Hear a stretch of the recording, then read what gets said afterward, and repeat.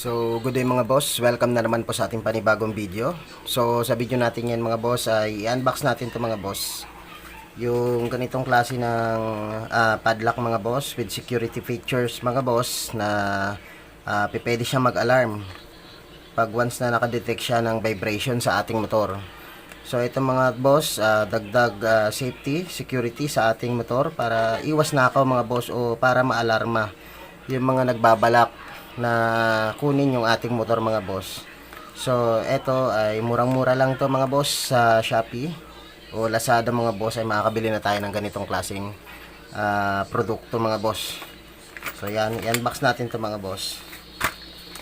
So, buka lang natin dito. Okay, ipakita ko muna sa inyo to mga boss. Itong mga nakasulat. So, yan. So, okay. So, made in China yan mga boss. So, may kita natin dito na made in China siya. So, okay.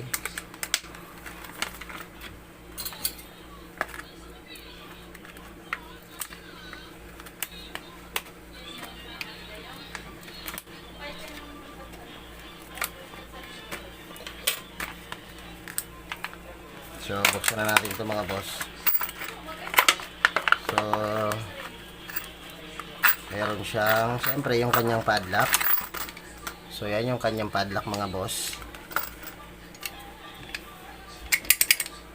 So, mukha siya mabigat pero hindi talaga siya mabigat mga boss. So, pagdating doon sa loob, parang malaki yung espasyo na meron doon sa loob kasi parang ang gaan niya eh. So, pwedeng nandito yung ating device mga boss, yung pinaka-speaker niya tsaka yung battery. So, ito talaga yung nagpapabigat sa kanya mga boss, itong bakal na to. So, dito meron din siyang extra battery mga boss. So, bali 6 yan. So, tatlo-tatlo. So, makita natin mga boss kung eksaktong 6 din ba yung ilalagay natin pag once na nagpalit tayo ng battery. Once na nalobat to mga boss. So, tabi rin natin to. At dito ay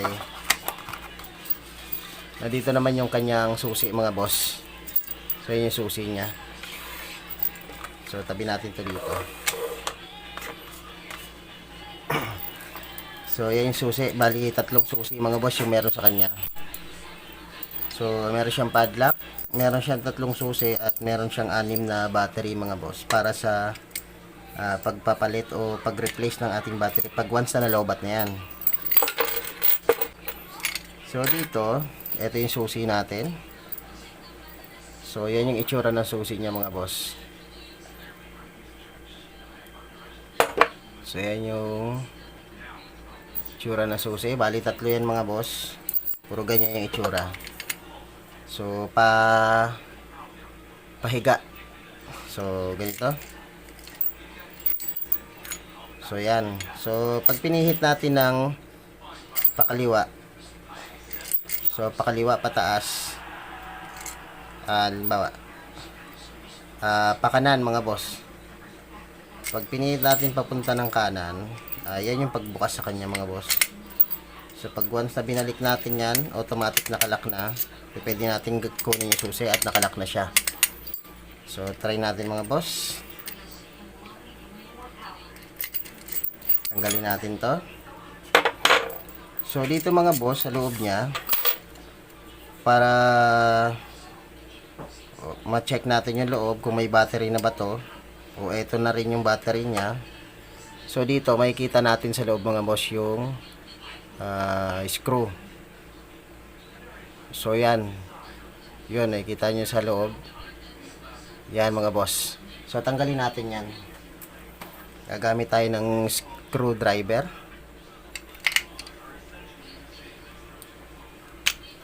Okay.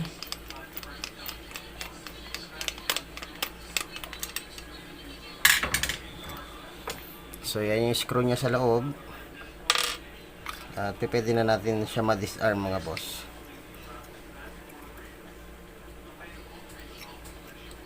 So meron pala.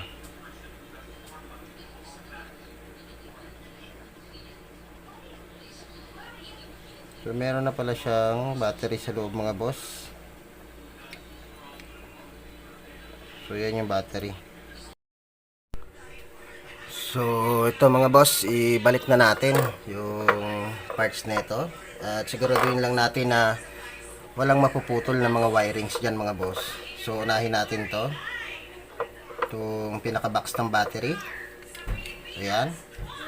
Sunod ay ipapatong natin dito yung ating module, yung ating to circuit. At kasabay nito mga boss ay ito, itong pinakatakip nya.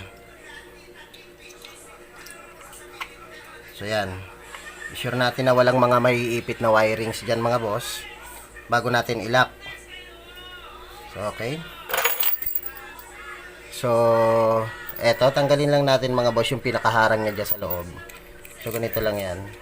So yan, para ma-screw natin siya ng maayos. O mailagay natin yung tornilyo mga boss. So yan.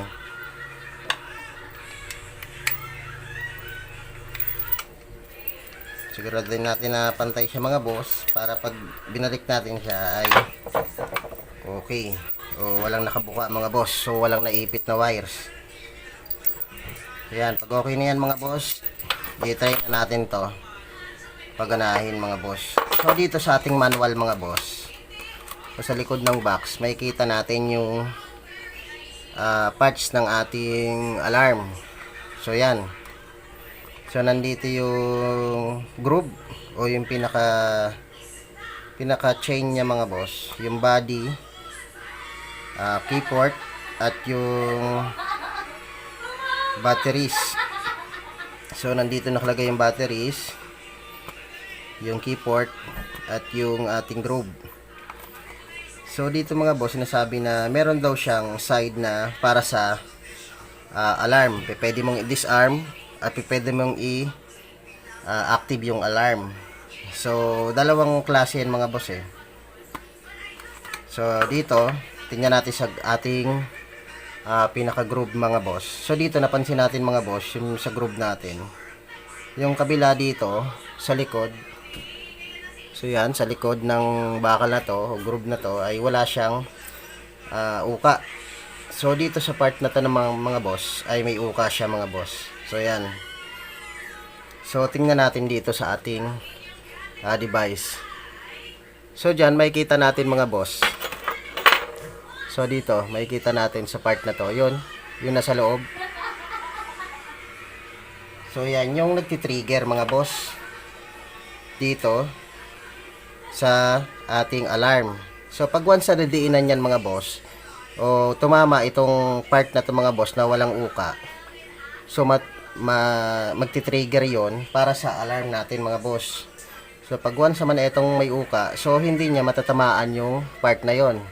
So ibig sabihin hindi magti-trigger yung alarm. So try natin diinan to mga boss. So yan, diinan natin yung part na to.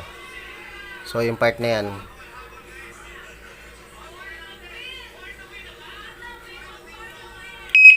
So yan, naka-trigger siya mga boss. Pag once na dadaanan yan at nag-trigger mga boss, pag once na nagalaw yung ating device ay automatic na mag-a-alarm na siya. So try uli natin.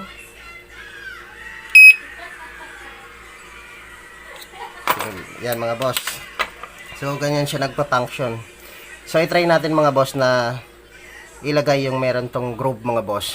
So pag once na nakaganyan siya, tinama natin doon yung itong may uka. So ibig sabihin normal lock lang siya. So naka-normal lock siya, hindi siya magti-trigger ng alarm.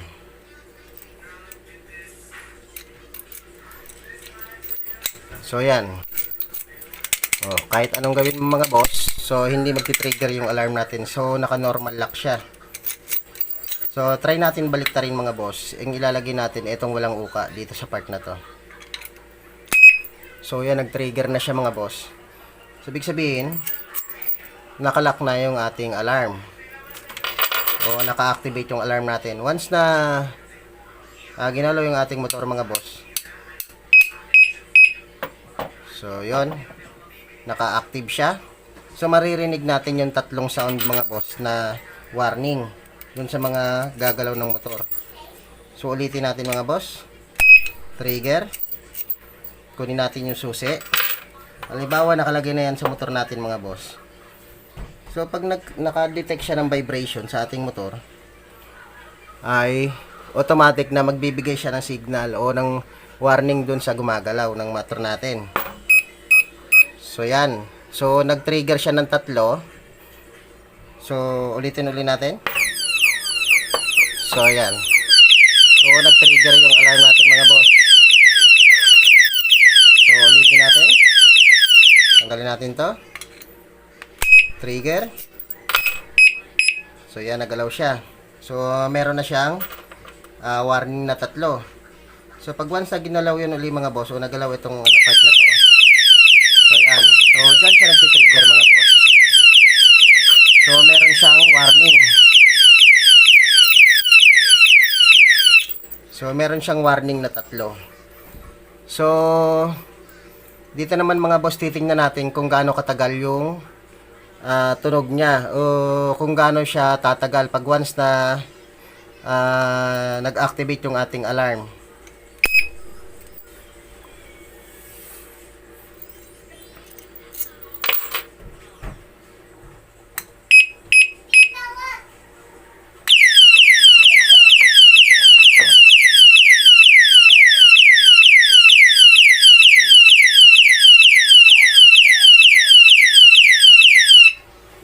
So yan, ganyan katagal mga boss na mag-iingay siya. So pag once na ginalaw uli siya mga boss, halimbawa iniwan, kala nila okay na, binalikan uli, ginalaw uli yung ating motor, so hindi na siya magbibigay ng warning mga boss. Automatic na tutunog na yung alarm.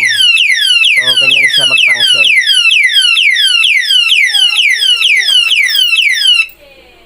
So deactivate natin yan mga boss. So balik na rin ulit natin para hindi na siya tutunog. So ganyan nagpa-function yan mga boss, yung alarm natin. So ganyan katagal dyan sa screen. Ganyan katagal mga boss na tumutunog yung ating alarm pag once na naka-activate siya. So yan mga boss, ito yung ating video para sa araw na to. At sana'y may natutunan kayo mga boss sa video natin. At kung gusto nyo bumili mga boss, mabibili nito sa Shopee at Lazada sa halagang 140 to 160 mga boss sa Lazada at Shopee. So bago tayo mag-order, piliin natin yung mga shop na bibilan natin. Check muna natin yung reviews para sigurado tayo sa mga produkto o sa produkto na ating bibilhin mga boss na makakarating ng maayos at gumagana. So walang depekto mga boss. So yun muli mga boss, maraming salamat mga boss sa panonood sa ating channel Lito Medina TV. So mag-iwan na rin tayo ng komento mga boss para tungkol po sa video ito sa safety ng ating motor o padlock with alarm mga boss. So yan muli, maraming salamat mga boss at God bless.